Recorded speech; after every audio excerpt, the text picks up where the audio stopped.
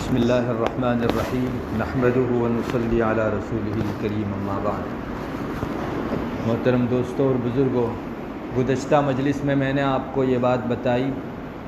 کہ کسی کی تعظیم کے اندر مستقل کھڑا رہنا یہ اسلام کی تہذیب میں سے نہیں ہے۔ نبی اکرم صلی اللہ علیہ وسلم نے اس چیز کو ناپسند فرمایا۔ جیسے کہ ہمارے یہاں بادشاہوں کے دربار میں یا بعض آفسوں کے اندر باڈی گارڈ اور پولیس مستقل کھڑی رہتی ہے، اسلام اس کو پسند نہیں کرتا، یہ اسلامی تہذیب کے خلاف ہے۔ اور اس کی خاص وجہ یہ بھی ہے کہ بیٹھے رہنے والے آدمی کے دل میں جو کھڑے رہ رہے ہیں ان کو دیکھ کر ایک ایٹیٹیوڈ پیدا ہوتا ہے، ایک تکبر آتا ہے اس کے دل میں، اور اپنے آپ کا بڑا ہونا اور یہ جو کھڑے ہیں ان کا چھوٹا ہونا اس آدمی کے دل میں ہونے لگتا ہے۔ اور یہ تکبر اتنا بڑا رذیلہ ہے کہ اللہ تبارک و تعالیٰ اس کی بنیاد کے اوپر بہت سوں کو جہنم میں ڈالیں گے۔ آپ صلی اللہ علیہ وسلم کے زمانے میں بھی عجمیوں کی تہذیب یہی تھی کہ عجم کے لوگ یعنی عرب سے ہٹ کے جو لوگ تھے ان کے دوسرے کی تعظیم کرنے کا یہی طریقہ تھا کہ وہ لائن میں کھڑے رہ جاتے تھے اور اس کو عظمت کا نشان سمجھتے تھے۔ جس آدمی کی تعظیم کرنی ہو اس کے لیے دیر تک دونوں طرف لائن بنا کر کھڑے رہو۔ آپ صلی اللہ علیہ وسلم کے زمانے میں بھی بعض صحابہ نے ایسا کرنا چاہا تو آپ نے باقاعدہ ان کی تربیت فرمائی اور منع کیا۔ پھر صحابہ میں یہ ماحول جمع کہ آپ صلی اللہ علیہ وسلم کے لیے یا کسی اور کے لیے وہ تعظیم میں مستقل کھڑے نہیں ہوتے تھے۔ حضرت ابو امامہ باہلی رضی اللہ تعالی عنہ اور روایت کرتے ہیں کہ ایک مرتبہ ہم لوگ بیٹھے تھے، رسول اللہ صلی اللہ علیہ وسلم لکڑی کے سہارے چلتے ہوئے تشریف لائے، تو ہم سب لوگ آپ صلی اللہ علیہ وسلم کی تعظیم میں کھڑے ہو گئے اور کھڑے رہے کتنی دیر تک، تو آپ صلی اللہ علیہ وسلم نے فرمایا کہ جیسے عجمی لوگ دوسرے کی تعظیم کرتے ہوئے کھڑے ہوتے ہو، تم صحابہ ایسا مت کیا کرو،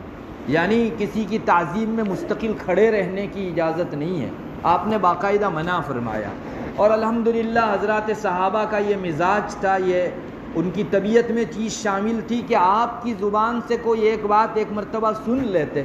پھر زندگی میں کبھی وہ ریپیٹ نہیں ہوتی تھی۔ ایک رذیلے پر، ایک منکر، ایک بری بات کے اوپر آپ نے تنبیہ فرمائی، صحابہ پلے باندھ لیتے تھے، پھر کبھی بھی، چونکہ یہ دین و شریعت تھی، آپ صلی اللہ علیہ وسلم کی زبان سے جو بات بھی نکلے، چاہے وہ نماز روزے سے تعلق رکھتی ہو یا ہماری رہن سہن اور تہذیب سے تعلق رکھنے والی چیز ہو، صحابہ اس کو پلے باندھ لیتے تھے۔ چنانچہ حضرت انس رضی اللہ تعالیٰ عنہ کی روایت میں ہم کو صحابہ کا بعد والا معمول بھی ملتا ہے۔ حضرت انس فرماتے ہیں کہ ہم صحابہ میں سب سے زیادہ محبوب اور پیاری شخصیت ہم لوگوں کو اگر کسی کی تھی تو وہ رسول اللہ صلی اللہ علیہ وسلم کی تھی۔ پہلے یہ تمہید انہوں نے قائم فرمائی حضرت انس نے کہ ہم صحابہ کے دلوں کے اندر سب سے زیادہ محبت اور پیار جس کے بارے میں تھا وہ حضرت نبی کریم صلی اللہ علیہ وسلم کی ذات اقدس تھی، مگر ہم میں سے کوئی آدمی کبھی آپ صلی اللہ علیہ وسلم کے لیے کھڑا نہیں ہوتا تھا، چونکہ ہم کو معلوم تھا کہ آپ کو یہ چیز ناگوار گزرتی ہے، آپ کو ناپسندیدہ معلوم ہوتی ہے، تو حضرات صحابہ کا یہ معمول بن گیا۔ حضرت انس رضی اللہ تعالیٰ عنہ نے باقاعدہ اس کو روایت کے اندر ذکر فرمایا۔ ہم سب لوگ ایک بات تو جانتے ہیں کہ حضرات صحابہ اتنے بڑے ہیں کہ رہتی دنیا تک ان کا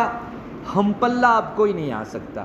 ان کا شانہ بشانہ، ان کے درجے کا کوئی کتنا بھی بڑا ولی ہو، تابعی طبع تابعی کے درجے کا کسی ادنا صحابی کے مقام کو وہ نہیں پہنچ پاتا۔ تو ہمارے ذہنوں میں ایک بات تو ہے کہ صحابہ چونکہ رسول اللہ صلی اللہ علیہ وسلم کی صحبت اٹھائے ہوئے تھے، آپ کی زیارت کا موقع ملا تھا، اس لیے صحابہ کا مقام بڑا عظیم تھا، مگر اس کے علاوہ ایک اور چیز ہے جس کی طرف عام طور پر التفات نہیں کیا جاتا۔ آپ صلی اللہ علیہ وسلم کی زیارت و دیدار کا شرف صحابہ کو جہاں حاصل تھا، وہاں اتباع میں، پیروی میں حضرات صحابہ کی مثال دنیا اب پیش نہیں کر سکتی۔ کبھی کسی مختصر سے موقع سے بھی اگر کسی صحابی نے رسول اللہ صلی اللہ علیہ وسلم کی پسندیدہ چیز دیکھ لی، آپ کا معمول دیکھ لیا، اپنی زندگی کا عمل بنا لیا، اور کبھی آپ کی زبان سے کسی کے لیے خاص طور پر کوئی حکم صادر ہوا، وہ تو سعادت سمجھتا تھا اس کو کہ میرے لیے یہ حکم صادر ہوا ہے، تو وہ اپنی زندگی میں کوئی ایک موقع بھی چھوڑتا نہیں تھا جس میں آپ کے بتائے ہوئے کام کو نہ کرتا ہو۔ تو صحابہ کی عظمت صحبت کی وجہ سے تو ہے ہی ہے، لیکن اتباع کی وجہ سے بھی ہے، اور اس درجے کی اتباع کرنے والا آئندہ رہتی دنیا تک شاید و باید کو آوے۔ حضرات صحابہ کو یہ مقام حاصل تھا۔ حضرت انس رضی اللہ تعالیٰ عنہ یہی فرماتے ہیں کہ ہم سب لوگ جانتے تھے کہ اگر آپ کے لیے کوئی تعظیم میں کھڑا ہوگا آپ کا دل کڑتا ہے، ناپسند ہوتا ہے آپ کو، اس لیے ہم میں سے کوئی صحابی کبھی بھی جو ہے کہ آپ صلی اللہ علیہ وسلم کے لیے کھڑا نہیں رہتا تھا۔ اور اوپر والی روایت میں حضرت ابو امامہ والی روایت میں ایک چیز یہ بھی آ گئی کہ عجمیوں کا جو رہن سہن ہے، یعنی اسلامی تہذیب سے ہٹ کر باقی جتنی بھی دنیا بھر کی تہذیب ہے، ان سب کو بھی مسلمان ایسے ہی نہیں اپنا سکتا جیسے نماز اور روزوں کے اندر مفسدات کا ارتکاب نہیں کر سکتا۔ وہ جیسے اس سے بچنا شریعت ہے، ویسے دوسروں کی تہذیب سے اپنے آپ کو بچانا بھی شریعت ہے۔ آپ نے کتنے ہی موقعوں پر کبھی فرمایا خالف المجوس، یہ جو پارسی لوگ ہیں ان کی مخالفت کرو، ان کے خلاف تم یہ کام کرو۔ جیسے اسلامی تہذیب ہے داڑھی بڑھانا اور جو ہے مونچھ کو کتروانا۔ اب یہ پارسیوں کی تہذیب ہے کہ وہ مونچھ بڑی رکھتے ہیں اور داڑھیاں کلین شیو کرتے ہیں، تو آپ صلی اللہ علیہ وسلم نے منع فرمایا جب داڑھی کے بڑھانے اور مونچھ کے کتروانے کا حکم ہوا تو آپ صلی اللہ علیہ وسلم نے پہلے یہی فرمایا خالف المجوس، مجوس اور پارسیوں کی مخالفت کرو، وہ داڑھی کٹواتے ہیں تم داڑھی رکھواؤ، یہ اسلامی تہذیب ہے، اور وہ لوگ جو ہے مونچھ کو بڑھاتے ہیں تم لوگ مونچھ کو کترواؤ۔ آپ صلی اللہ علیہ وسلم کا معمول تھا۔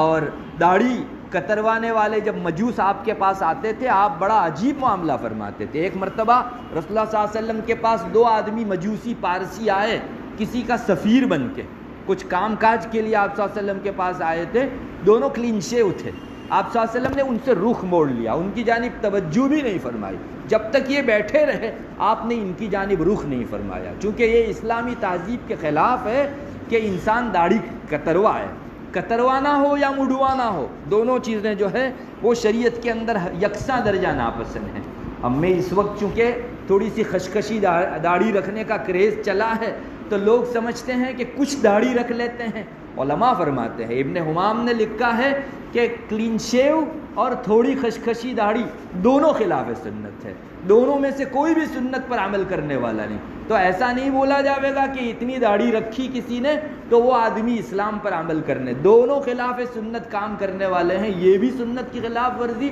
اور وہ بھی سنت کی خلاف ورزی کرتے۔ میں تو اتنا بتانا چاہتا ہوں، کبھی آپ نے فرمایا مجوسیوں کی مخالفت کرو، کبھی آپ نے فرمایا خالف المشرکین، یہ مشرک لوگوں کی جو تہذیب ہے اس کی مخالفت کرو، کبھی آپ نے فرمایا خالف الیہود، خالف النصارہ، نصرانیوں کی مخالفت کرو۔ کسی تہذیب پر مسلمان کو عمل کی اجازت نہیں، چونکہ ظاہر کے رنگ جانے سے دل رنگتا ہے۔ اگر ہماری ظاہری وضع قطع بدلی تو ایک دن ایسا آئے گا کہ دل کے عقائد بھی گڑبڑا جائیں گے۔ اس لیے اسلام نے بہت دور سے ہی روک دیا کہ یہ تہذیب اپنانے کی اجازت نہیں ہے، اور رسول اللہ صلی اللہ علیہ وسلم کا وہ ارشاد تو بہت صاف ہے، من تشبہ بقوم فہو منہم، جس نے جیسی رہن سہن اور رہنی کرنی اختیار کی وہ انہی میں شمار ہوگا۔ موت کے موقع سے، قبر میں، محشر میں اور آخرت کے مختلف مراحل میں، اور بہت ممکن ہے کہ دنیا میں بھی اللہ کے یہاں اس کا شمار اسی قوم کے اندر کر دیا جائے۔ اللہ ہماری حفاظت فرمائے۔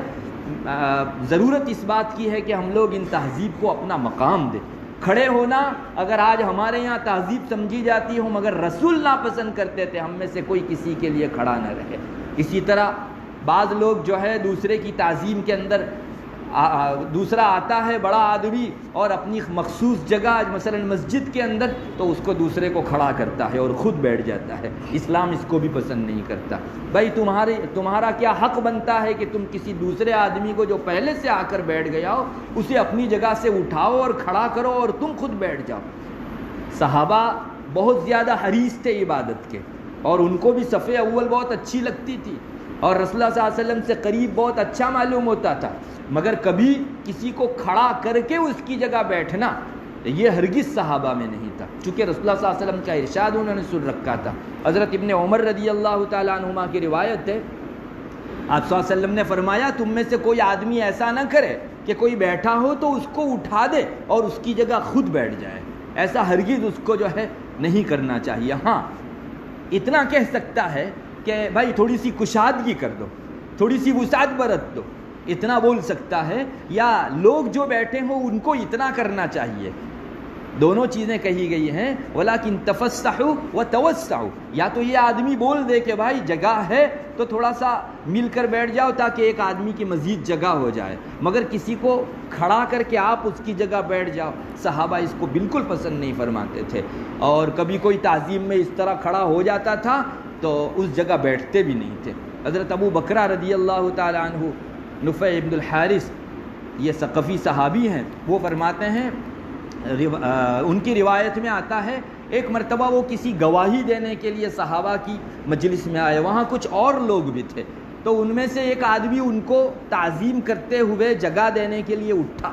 تو حضرت ابو بکرہ نہیں بیٹھے وہاں، انہوں نے منع فرمایا کہ رسول اللہ صلی اللہ علیہ وسلم کو یہ چیز ناپسند تھی، میں نہیں بیٹھوں گا اس جگہ، چنانچہ وہ نہیں بیٹھے۔ اور یہ بھی فرمایا رسول اللہ صلی اللہ علیہ وسلم نے، حضرت ابو بکرہ ہی کی روایت ہے کہ تم میں سے کوئی آدمی کسی دوسرے کے رومال وغیرہ سے اپنا ہاتھ نہ پوچھے جبکہ اس کو ناگوار گزرتا ہو، ہاں تم نے اس کو کپڑا دیا ہو، رومال فراہم کیا ہو، تو تم اس کے رومال سے تب پوچھ سکتے ہو جب اس کا دل نہ کھڑے۔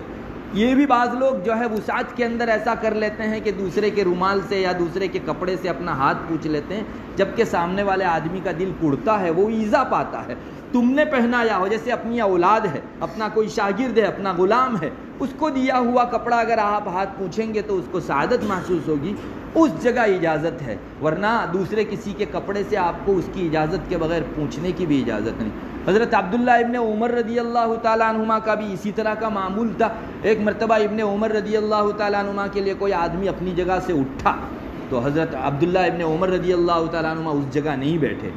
جانتے تھے کہ آپ صلی اللہ علیہ وسلم کو یہ چیز پسند نہیں تھی کہ کوئی کسی کے لیے اٹھے، ابھی تو یہ تعظیم میں اٹھا ہے، کل کو ایک ایسا مزاج بن جائے گا کہ میرے لیے اٹھا کیوں نہیں۔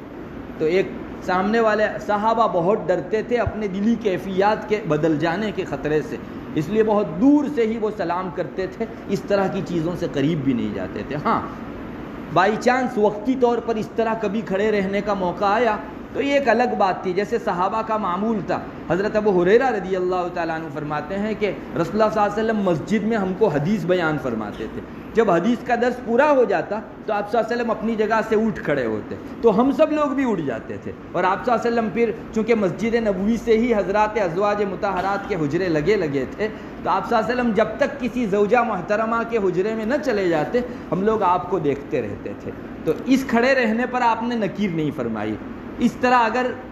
ہنگامی طور پر جو دوسروں کی تہذیب کے ساتھ میل ملاپ نہ ہوتا ہو، ایسے موقعوں کے اوپر اگر کوئی وقتی ہنگامی طور پر لازم نہ سمجھ کے کھڑا رہے، اس کی گنجائش ہے۔ بہرحال یہ سب اسلامی تہذیبیں ہیں، دوسرے کا رسپیکٹ کرنے اور دوسرے کے آداب بجا لانے میں بھی اسلام نے ہماری الحمدللہ ایسی ہی رہنمائی کی ہے جیسے نماز روزے کے بارے میں، اور یہ اس لیے نہیں ہے کہ ہم سب کتابوں کے اوراق کے اندر ان کو محفوظ رکھیں، بلکہ اس لیے کہ چلتی پھرتی ہماری زندگی میں بھی یہ چیز آ جائے۔ آج ہمارے معاشرے میں کسی کو بولنا ہو تو ہم دو ٹوک بول سکیں کہ جی کوئی کسی کو اٹھا کر اس کی جگہ نہیں بیٹھتا، کوئی کسی کی تعظیم میں بت کی طرح مستقل کھڑا نہیں رہتا جیسے بادشاہوں کے یہاں جو ہے اسسٹنٹ ان کے کھڑے رہتے ہیں۔ اتنی تہذیب اسلامی تب ہوگی جب ہم ڈٹ کر بول سکیں، اور یہ تب ہوگا جب سب لوگ عمل کرنے والے ہیں۔ اللہ تبارک و تعالی ہم سب کو عمل کی توفیق عطا فرمائے۔ وآخر دعوانا الحمدللہ۔